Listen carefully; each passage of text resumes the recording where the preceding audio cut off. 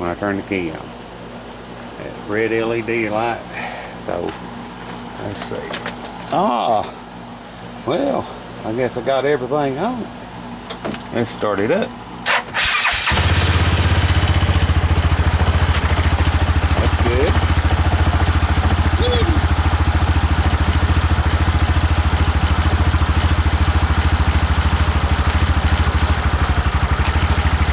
Alright. Now we know the chip's on. We know everything's hooked up right. Okay. I am going to take and tape up some ends.